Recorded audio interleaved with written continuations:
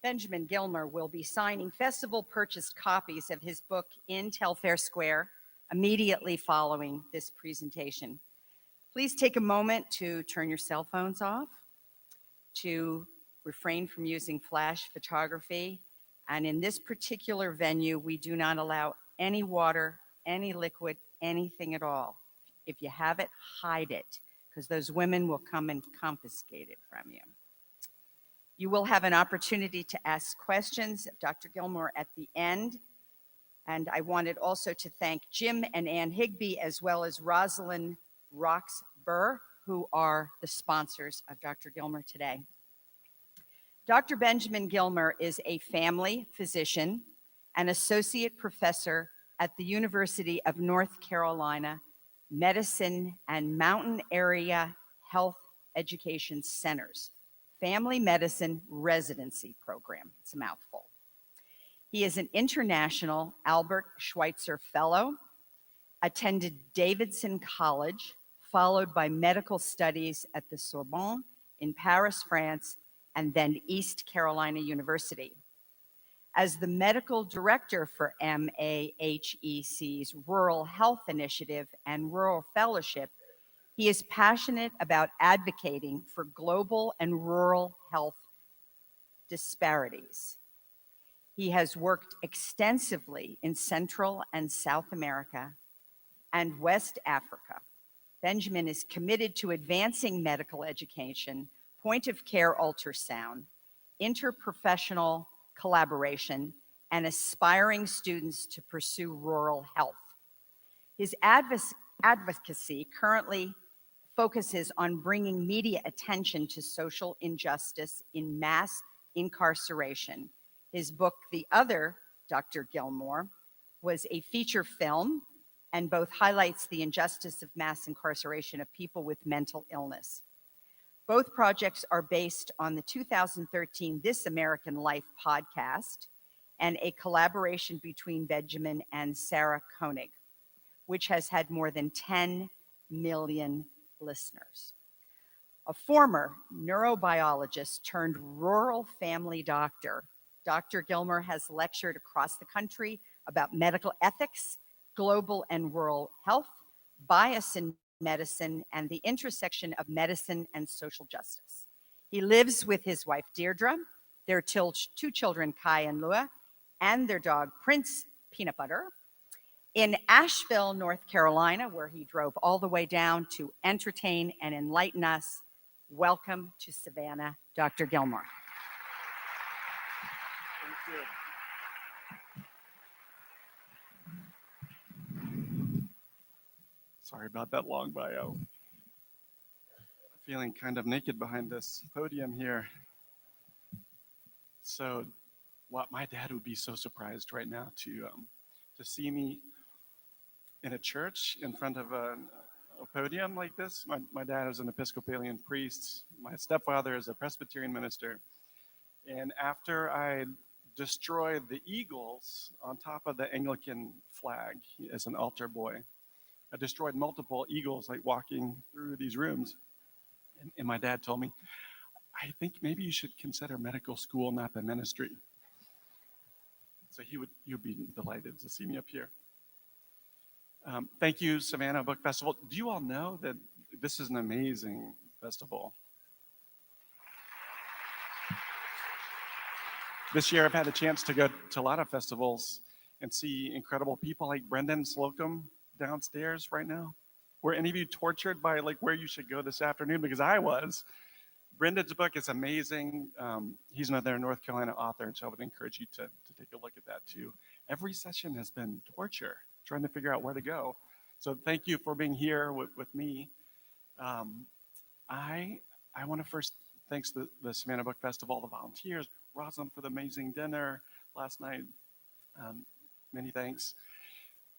I don't want to give away this story. How many of you have read this story? So a few. So I'm going to try to tell part of the story without giving too much away. And I'd rather have more questions than hear me talk. So I'm going to get caught off here pretty soon. The beginning of this story And you're probably wondering, why is this rural family doctor up here telling a story about murder and medical mystery? Like, is anybody wondering why that's happening? I wondered why that was happening. I still wonder how this has happened. And I will tell you that this is not a fiction book, it's a nonfiction book, but I wish that it was a fiction book. And one of the critiques of the book so far has been like, you must have made that up. Like, it can't be possible that this story is true. But unfortunately, it is true.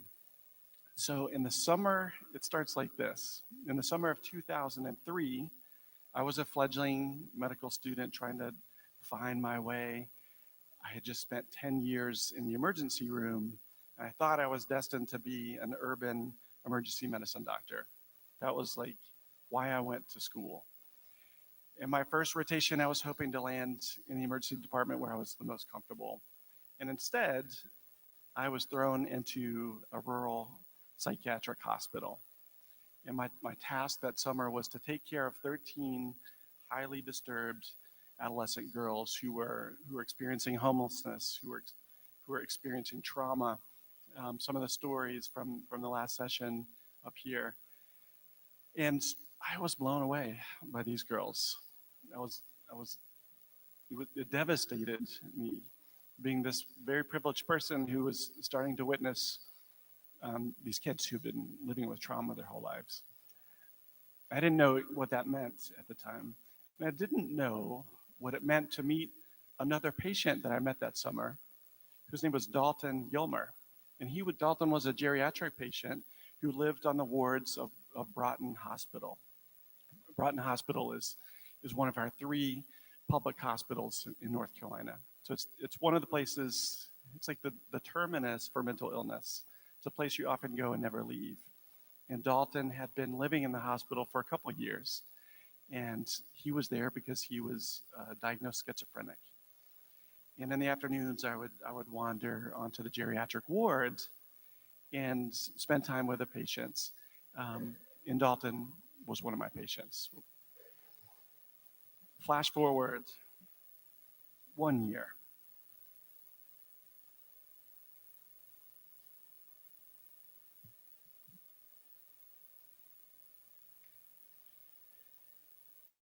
What happened next has never been fully explained.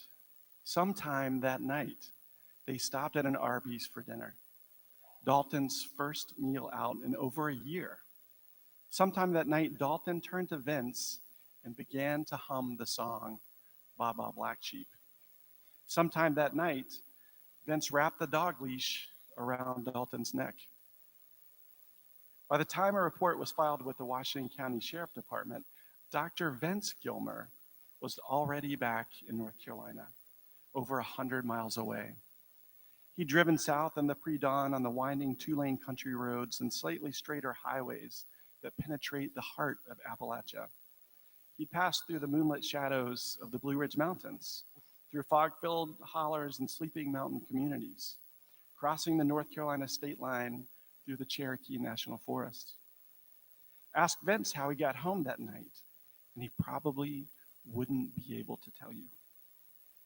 The precise route is lost to time, lost to the shadows, lost to darkness. The next morning, Vince Gilmer showed up on time at the clinic called King Creek, ready to greet his patients. The day after killing his father, Dr. Vince Gilmer worked a full day, 8 in the morning to 6 in the evening.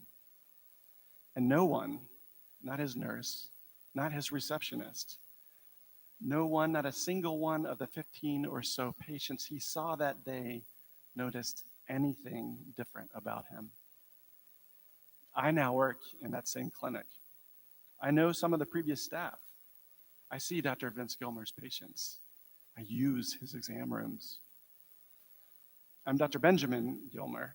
Though we are not related for the last 13 years, I've lived in the other Dr. Gilmer's shadow. I know his story better than anyone except Vince himself. It's a complex, twisting, and often frightening tale. To most people, it doesn't make much sense. The detectives had lots of questions. The most critical one was, why? Why didn't he run? Why did a caring doctor become a brutal murderer? A few weeks after Vince killed his father, mine officiated at my wedding on a North Carolina mountaintop, a short drive from Watauga Lake, where the murder had occurred. I was looking forward to starting a family in my professional life as Dr. Gilmer. Back then, I had no idea there was another Dr. Gilmer. I had no idea what the other Dr. Gilmer had done. And I had no idea that it would change both of our lives forever. So this was a weird way to start a career. I didn't know what I was doing. I was trying to figure out my life as this fledgling doctor who was starting to hear all these crazy stories about the other Dr. Gilmer. It was an easy way to come up with a title because every one of our patients, patients we share together, they wanted to talk about the other Dr. Gilmer because they loved the other Dr. Gilmer. And they could not understand why this happened. Why they could not grapple with the fact that it happened. Many of them denied that it even happened. So it was just so strange. And after a period of time, I started seeing these collages after hearing these stories from our shared patients about who he was. Many of them wanted me to be more like him.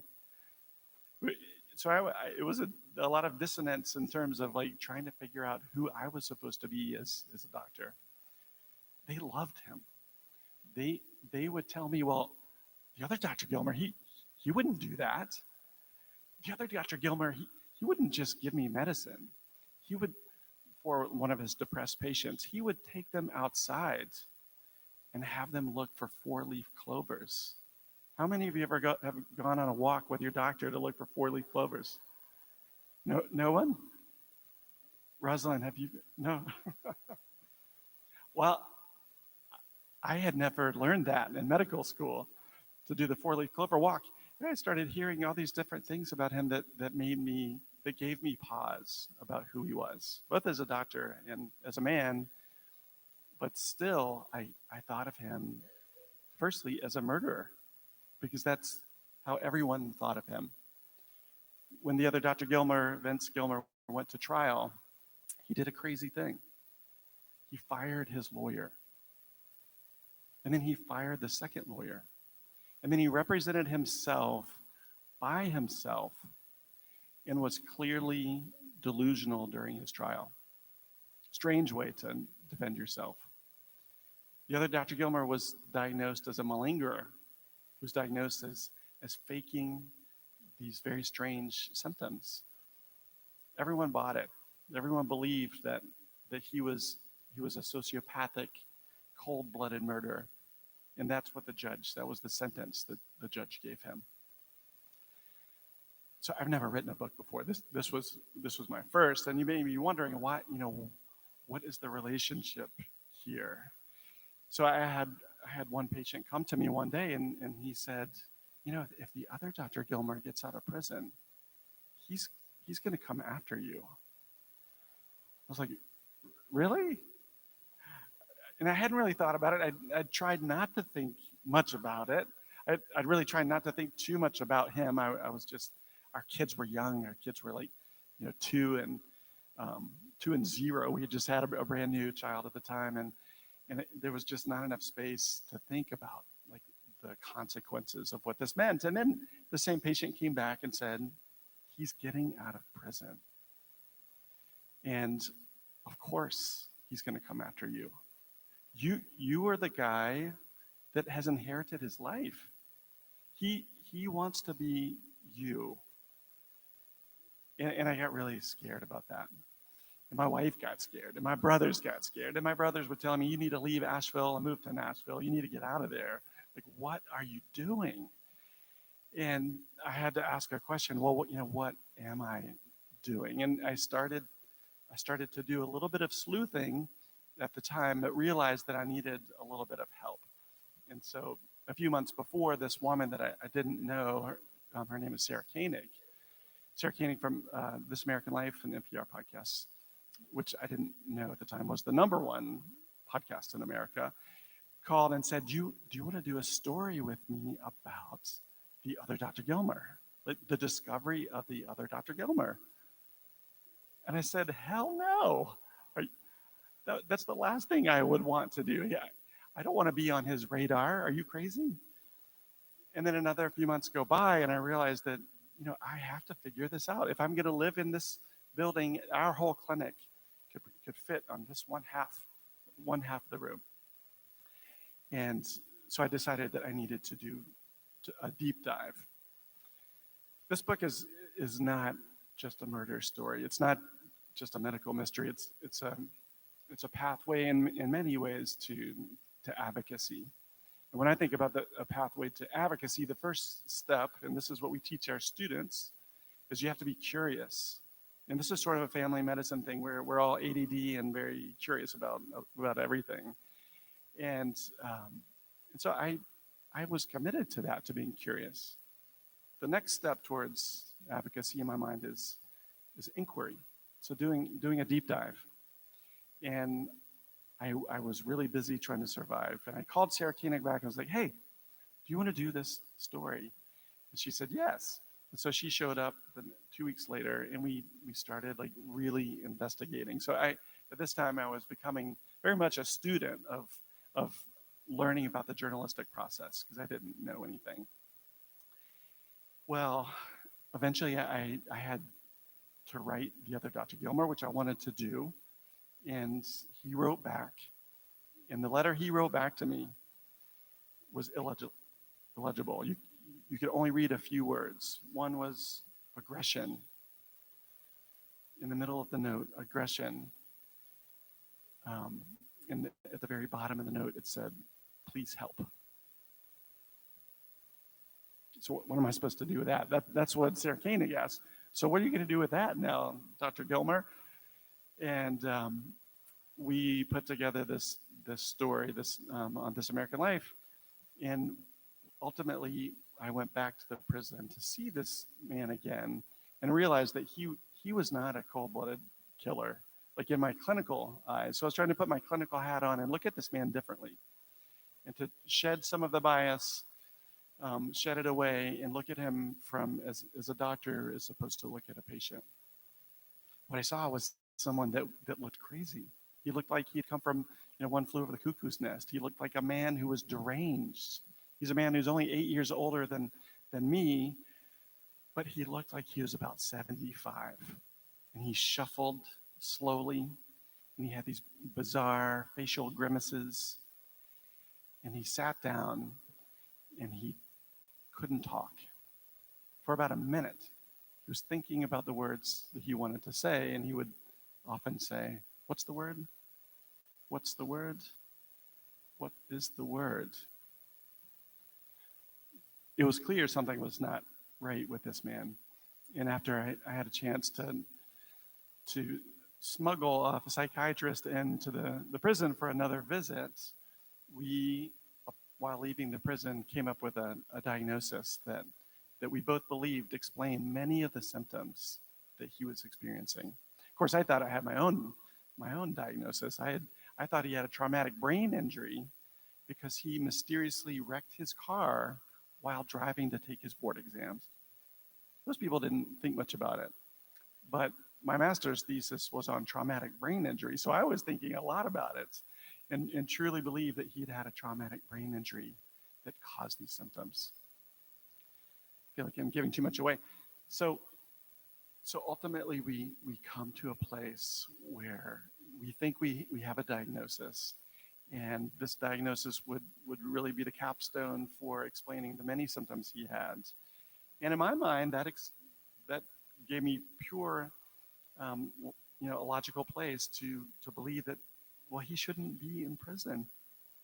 I had never been to a prison before. Most privileged white people don't go to prisons. And it was starting to really affect me, like thinking about how this guy was living in prison.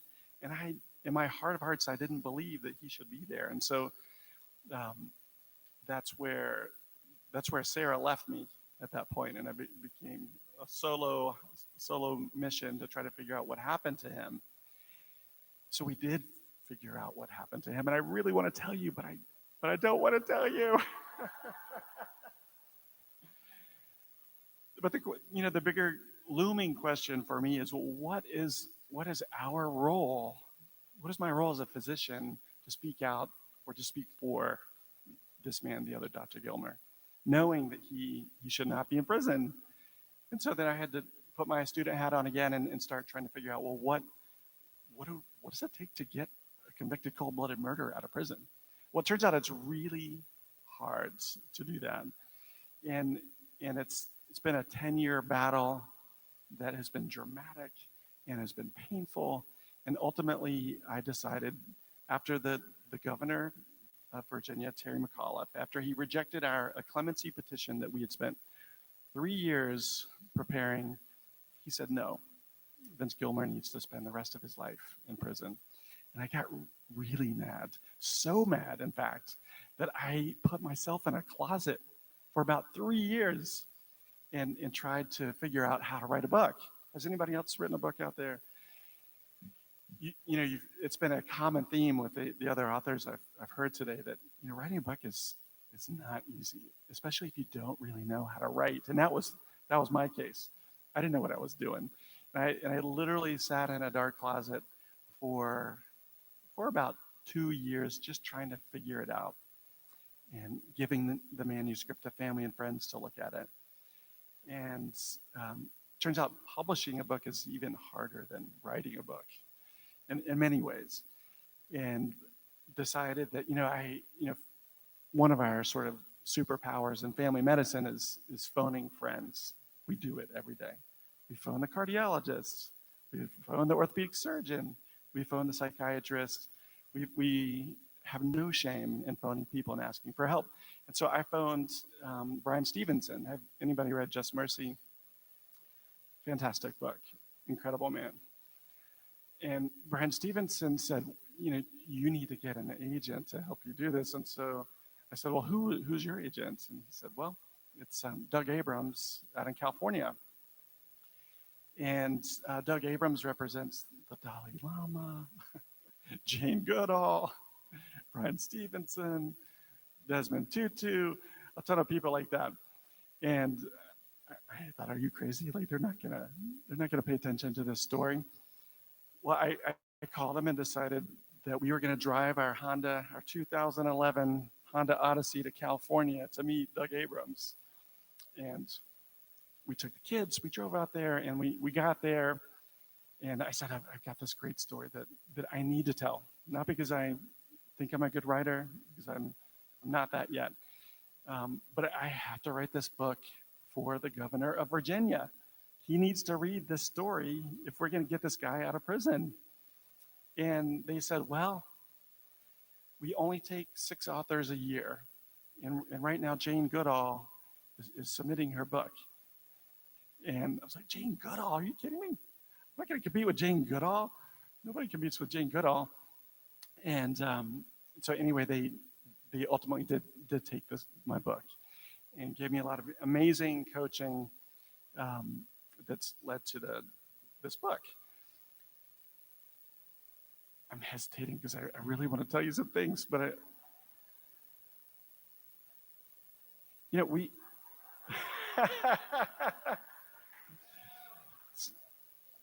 why don't we stop here and ask questions? I really would prefer to have a conversation with you all, but just to close this together. So this is a book about murder and medical mystery. It's a story about suffering. It's a story about self-discovery, but ultimately it's a story about social justice and how you pursue social justice. After you have been curious, after you have inquired about something, we become transformed. And for me, the act of seeing this man living in prison was a transformation moment for me. After that happens, I think you have to have a period of visioning, like in order to think about, to reflect deeply about yourself and about your advocacy mission. The book for me was that. It was an active, intentional escape to vision and think about what the book's role was, what my role is in telling the story. And then ultimately, you have advocacy. So let's have a conversation.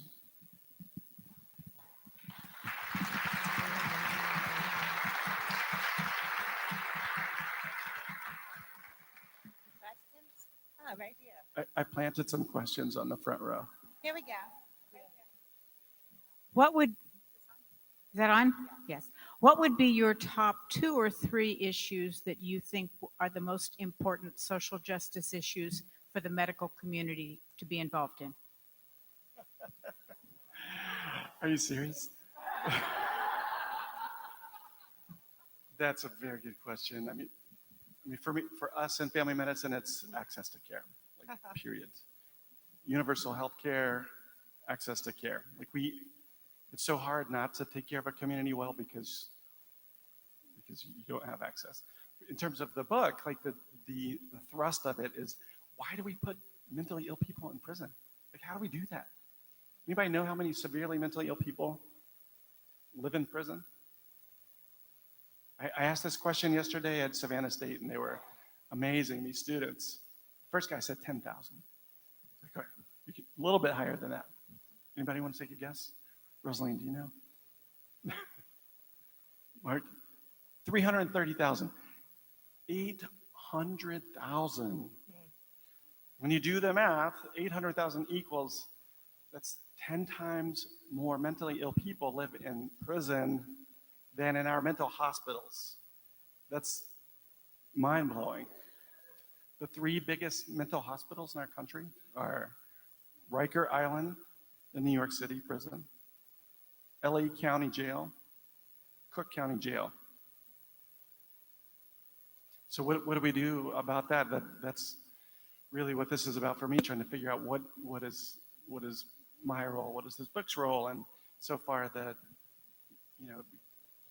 it's bringing awareness both to the medical communities, but to all communities that this is egregious. We don't really have any mental hospitals anymore. We do have mental hospitals, but we don't have the capacity.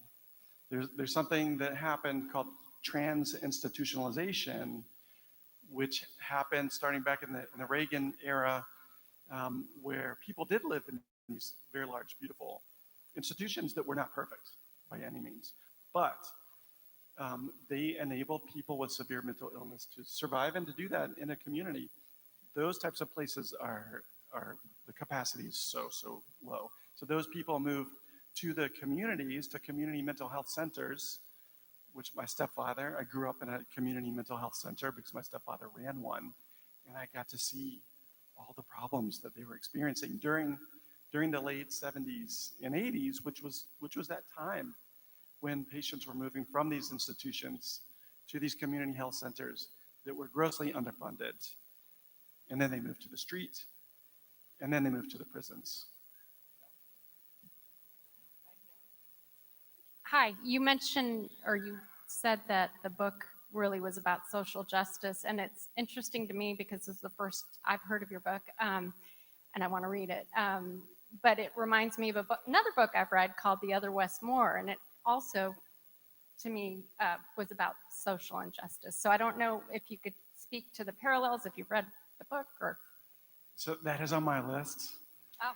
as are the 5 books that I bought today.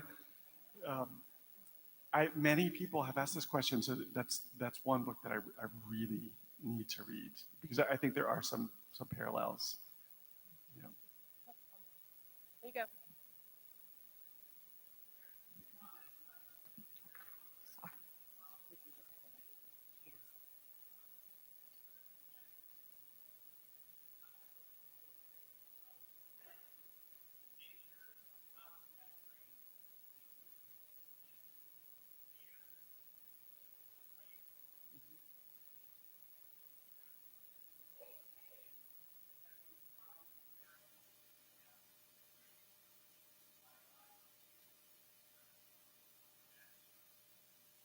It's a very good question. One question was, what are the effects of traumatic brain injury, and what are the secondary effects of stress and anxiety, et cetera, on the brain? So this book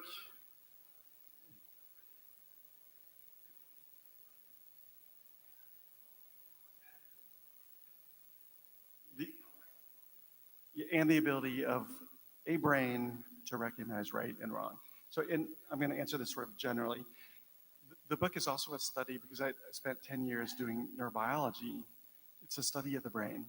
It's sort of an opportunity to look retrospectively into the different ways that we become cognitively fallible or vulnerable, neurologically vulnerable, mentally ill. We are all mentally ill. Every one of us are on the spectrum in some capacity. And when you think about the different things that can affect the brain in particular, the brain is exquisitely resilient, and it's also exceptionally fragile at the same time. So TBI, traumatic brain injury, can cause lots of symptoms that include depression, anxiety, delusions, traumatic stress, etc.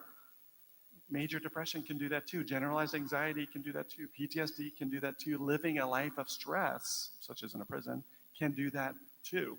So, I wanted the story to be a medical mystery, looking at the brain, looking at the 1,000 cuts that can affect someone's psyche, that can make them cognitively vulnerable, because people who are cognitively vulnerable don't always have capacity to make the best decisions. And that's what happened with Ben Gilmer.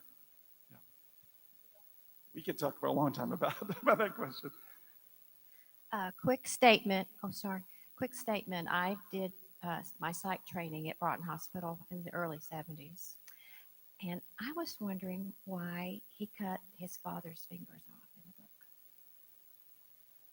So I wondered that question too. Yeah, why did he dissect his father's fingers off? And the reason that he did all of this is not because he had this rare genetic illness. It's not because he had PTSD. It's not because he grew up in a household with trauma. It's not because his father sexually abused him for his whole life. It's all of those things.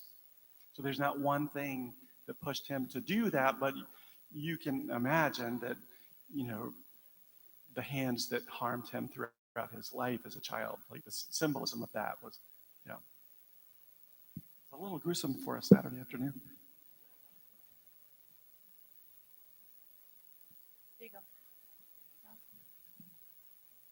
How has your advocacy been received among your fellow family practice physicians?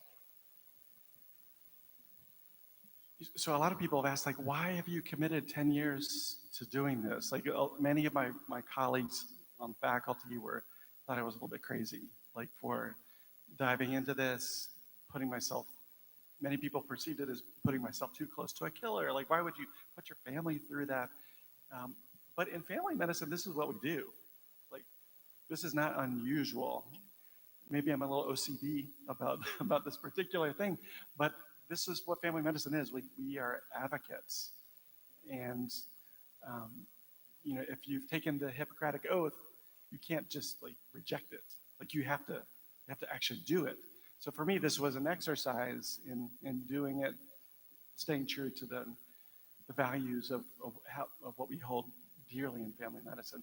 Those values, and one of the sort of ultimate hypotheses or themes of the book is the philosophy of Albert Schweitzer, which is reverence for life. And if you have reverence for life, that means you don't turn your back on someone who's slowly dying from terminal illness in prison. Anybody else? On this journey you've been on, I don't know if you perceive what I perceive just from looking at television commercials. There's a lot more now focus on mental health and asking for help, like professional athletes telling people it's okay. And I'm wondering if on your journey you perceive that there's been a slight shift in our collective attitude towards mental health, instead of let's get that away from us. I don't want to see that, people leaning towards and having a different sort of attitude about it. I think so. I mean, I've recognized it in my patients. Maybe you've recognized it too. if any of you are in the mental health field, like I just know with my patients, and maybe part of it is my personal recognition too. I didn't know that I had ADHD until I was like 40 and beyond residency. Nobody had diagnosed me before. And so it was a moment for me to sort of reveal parts of my own fallibility in the book. But I do believe that people are accepting diagnoses of psychiatric diagnoses and realizing, this is just something, this is something that I have to deal with. This is something that I now feel comfortable sharing with other people. Even people telling others that they're on psychiatric medications, SSRIs, et cetera, people feel more normalized by it. So I think we are experiencing a cultural shift. And that was part of it for me, was wanting to normalize Vince Gilmer's brain, because if you can't do that, if you can't see someone who's mentally ill and be compassionate for them, then there's just no way to make it to the next level, which would be, oh yeah, we shouldn't put these people in prison for the rest of their life. So you kind of fell into this story, let's face it, and into this whole situation by accident. And having spent 10 years writing this book, I know you're going to take a beat of it. Do you have another book in you? And if so, on what social justice program? I'm so glad my wife is not here right now, because she would say, no more. But it turns out that writing is really fun. And for me, and something I speak about a lot with the students, is that, I've been like, the book that's affected me the most profoundly this year is a book called The Master and His Emissary, written by a Scottish psychiatrist named Ian McGilchrist. And he describes how we live between our left and right brain. And doctors live in their left brain all day long. Going to medical school beats out the creative right brain elements of you. And so I had really divorced myself from the creative that I once really enjoyed doing. And so writing, even though it was sort of a solitary experience at first, it was a great escapism. It's like playing the guitar. Like you pick up a pen or you pick up a pick, and you disappear into another universe. And so, and it's also kind of fun coming to these events too. but what I've learned from the media of advocacy is that it can be powerful. I mean, we've had 20 million people listen to my podcast and who have started asking questions about this. I have no idea how many books have been sold, but I'm really thrilled that people are asking these questions and starting to push themselves towards this advocacy, trajectory.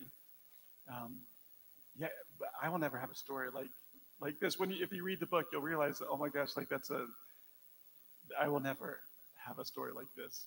But I do want to continue writing for advocacy, and this just turned out to be a great way to do that. Hi. I have a question, I guess, about where this all begins. And there are, as you say, hundreds of thousands of mentally ill, incarcerated people that need your advocacy. But I'm wondering how they got there, and who do we need to educate the political system, the police officers that make the arrests,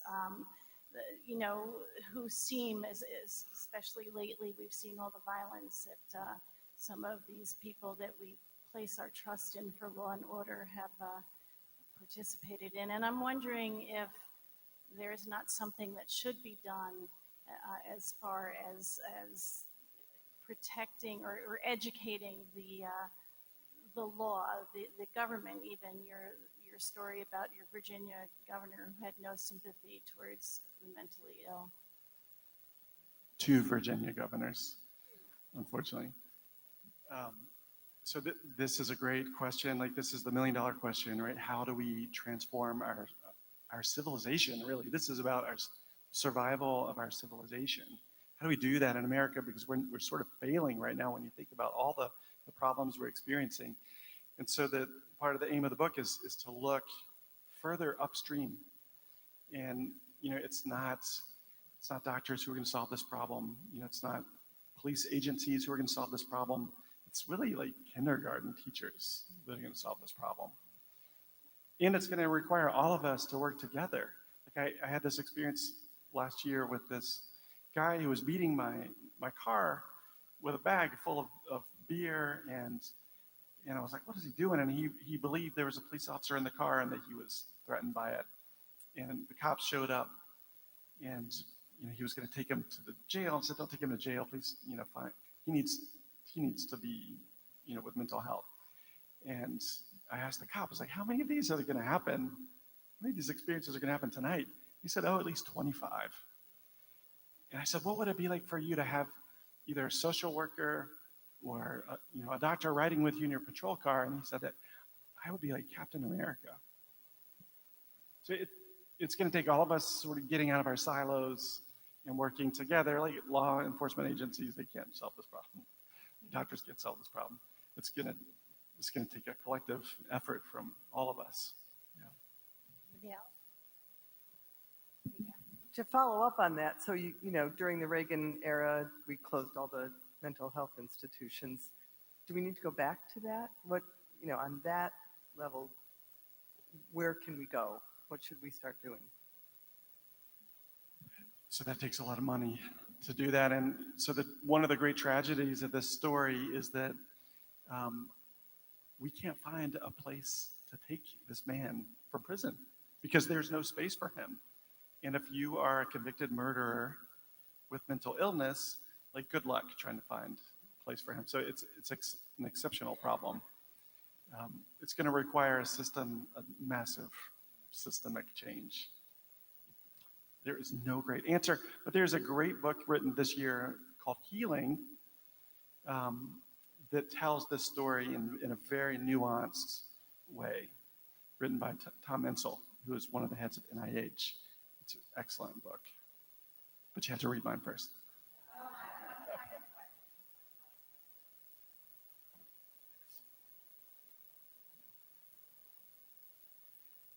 Are you guys okay if I take a picture and send it to Vince Gilmer? Yeah? Can everybody wave? Yeah?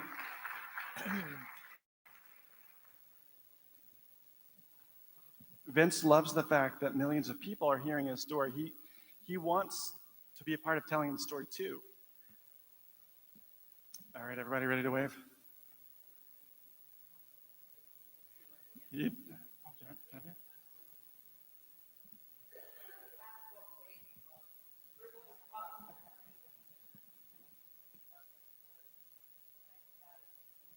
Thank you, everyone.